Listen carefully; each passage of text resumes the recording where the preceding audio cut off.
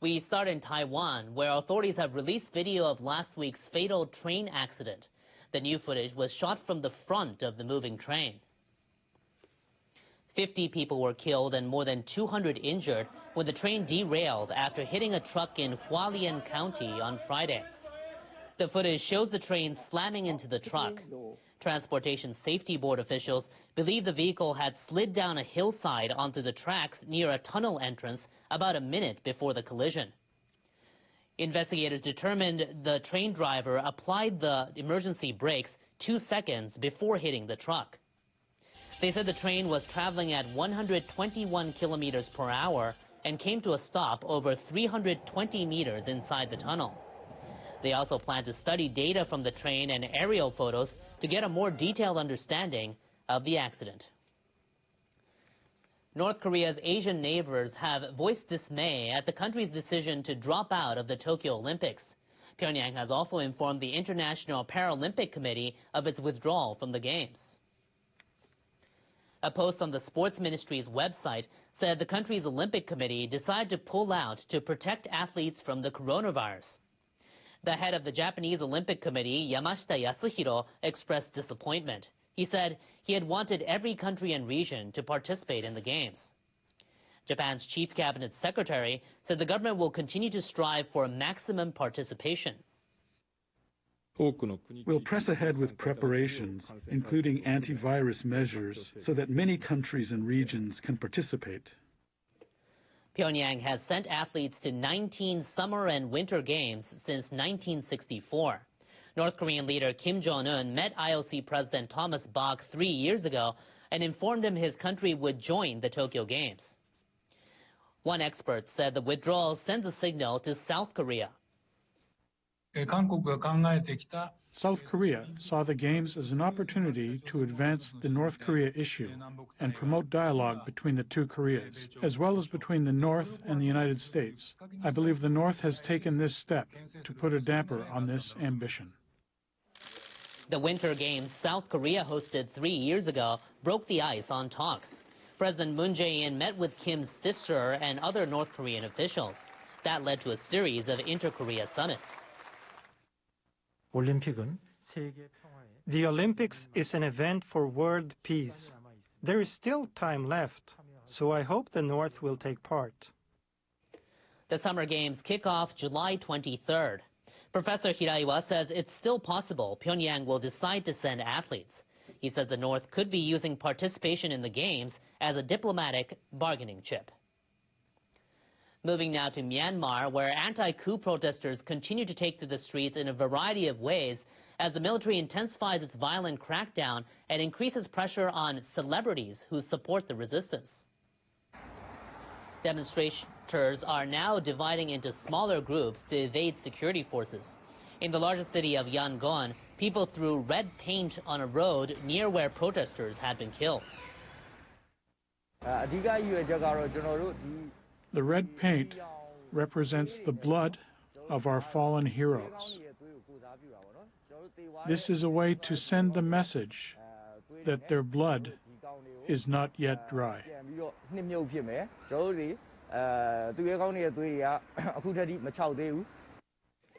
The military has expanded its targets to celebrities, including actors and social media influencers. A state newspaper has published a list of those charged with violating laws on spreading news that affects the stability of the state. An actor on the list told NHK she'll continue to speak out and will not stop until democracy returns. The death toll has continued to rise since the coup on February 1st. A local human rights NGO reports 570 civilians have been killed by security forces. Now, the current chair of the Association of Southeast Asian Nations, Brunei, issued a joint statement with Malaysia after their leaders met on Monday. It said they agreed ASEAN leaders will meet to discuss the developments in Myanmar and ask their cabinets to undertake necessary preparations.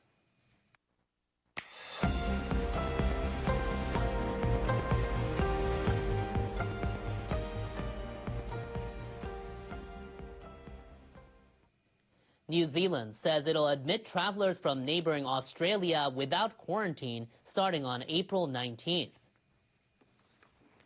Prime Minister Jacinda Ardern said on Tuesday the government is acting on the advice of health officials who said the risk of COVID-19 transmission from Australia to New Zealand is now low.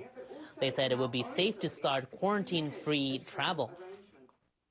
This is an important step forward in our COVID response and represents an arrangement I do not believe we have seen in any other part of the world, that is safely opening up international travel to another country while continuing to pursue a strategy of elimination and a commitment to keeping the virus out. It would just mean that my niece could come home. She's stuck there. She's been stuck there since Christmas, so that would be good.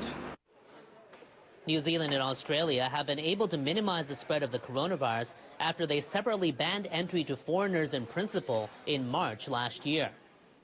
Most Australian states have already exempted arrivals from New Zealand from quarantine. Australian Prime Minister Scott Morrison welcomed his neighbour's announcement, saying the move is a win-win outcome for both countries. The U.S. Secretary of State says his country must take the lead in global efforts to vaccinate people to bring the pandemic to an end. Antony Blinken spoke to reporters Monday at the State Department. Good afternoon. We'll work with global partners on manufacturing and supplies to ensure there'll be enough vaccine for everyone, everywhere. Blinken also referred to the recent so-called Quad summit with Japan, Australia, and India. The four nations agreed to work together to help distribute vaccines to developing countries. Blinken described those talks as a good example of global cooperation. He said the U.S. will insist on an approach built on equity in the distribution of vaccines. We won't trade shots in arms for political favors. This is about saving lives.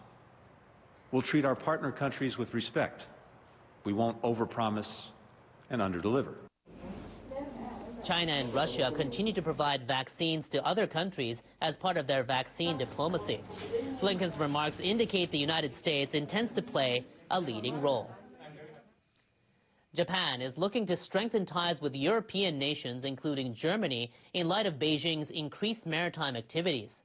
Their top diplomats and defense ministers are set to hold their first ever 2+2 meeting as early as next week. The ministers will likely discuss mutual defense and freedom of navigation in the East and South China Seas. It's a reflection of the growing international concern over China's maritime ambitions. In a related move, the German military will send a frigate to the Indo-Pacific this summer. Security experts view this as part of a policy shift away from China and toward other regional powers, including Japan. The foreign ministers also seem set to discuss a plan to hold joint exercises.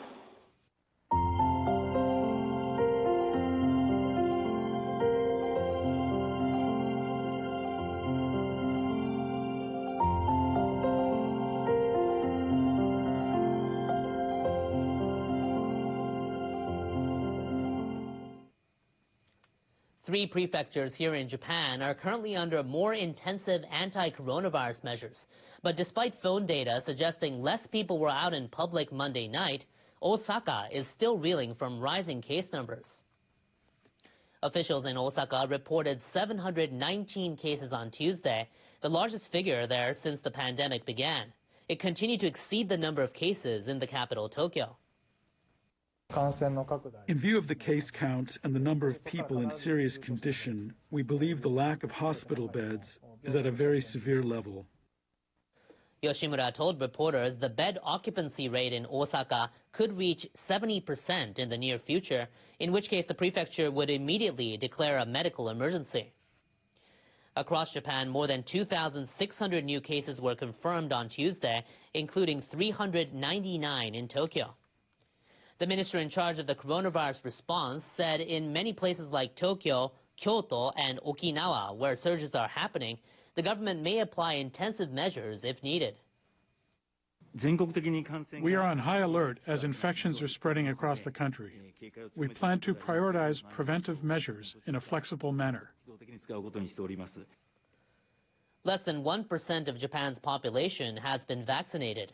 Nationwide, vaccinations for people aged 65 and older are set to start in a week.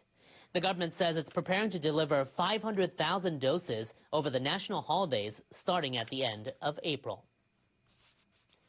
A UN panel has expressed concern over changes to Japan's immigration law, saying they don't do enough to protect the human rights of foreign migrants. The Japanese government drafted the revision to deal with the growing number of illegal foreigners detained at government facilities after refusing deportation. The draft would allow deportees to stay with family members or supporters, but only if they meet certain conditions, including not being considered a flight risk. The UN Human Rights Council's Working Group on Arbitrary Detention has expressed fear forced detentions will continue. The working group suggests the new measures will be applied only in exceptional cases and notes it'll function at the discretion of immigration authorities. It points out the International Covenant on Civil and Political Rights, which Japan has ratified, stipulates everyone has the right to physical freedom and no one can be deprived of it except in accordance with procedures established by law. The working group has asked the Japanese government to address their concerns, including the practice of detaining migrants without judicial review and limitless detention periods. Justice Minister Kamikawa Yoko said the revision was drafted based on the scrutiny and advice by lawyers and scholars on international law. She said if the UN panel had a chance to hear explanations by the Japanese government in advance, it would have correctly understood the background, content, and appropriateness of the revision. Kamikawa said there's no choice but to lodge a protest, given that the working group unilaterally announced its view. Next in weather, a deadly tropical cyclone swiped through Indonesia and East Timor over the weekend and is now hovering close to Australia. Our meteorologist John Thuneau has the details in our World Weather Report. Hello, it's been a relatively dry period for most of Australia, though those along the eastern seaboard have been dealing with some wet weather, and we'll be continuing to see some wet weather as we head toward Wednesday. And we're keeping an eye out on this Category 2 storm that has continued to impact the eastern areas of Indonesia and also to East Timor. It is continuing to move to the south and west, likely to really stay clear Australia, but want to just keep an eye on that as it moves parallel to the coast of Australia. And we have another tropical out further south and west, not really such a big deal. But again, along the eastern side, we'll be dealing with this low pressure system that is going to continue to slowly linger down toward the south, and so that's going to trigger some showers and thunderstorms from Sydney into Brisbane. Highs will be in the low to mid-20s. Cairns has also been dealing with some pretty wild weather, but you'll be dealing with a little bit of a wet pattern, but hopefully a bit calmer as we go through the day on Wednesday.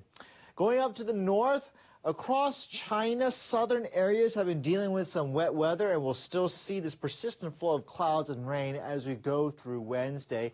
Meanwhile, in Japan, we've been dealing with clouds just staying around, not really clearing out of the area, but we will see a little bit more in terms of sunshine as high pressure moves in, so hopefully things will start to improve, and temperature should recover in Tokyo up into the upper teens by the time we go into Wednesday. A high of 19 in Tokyo, also in Seoul.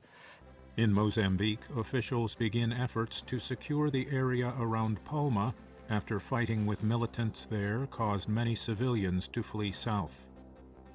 In Myanmar, protesters in Mandalay denounced the military takeover of the government, even as the number of people killed by security forces continues to grow.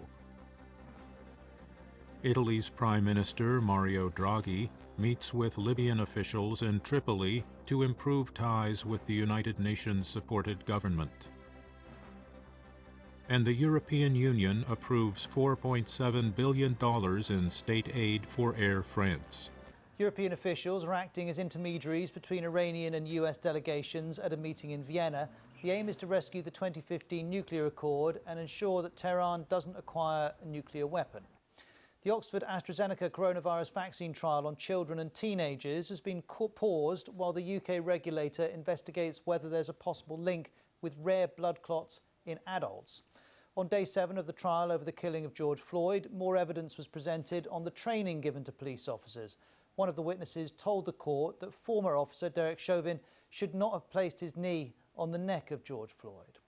And Russian police have detained the doctor of the opposition activist Alexei Navalny outside the penal colony where he's serving a jail sentence.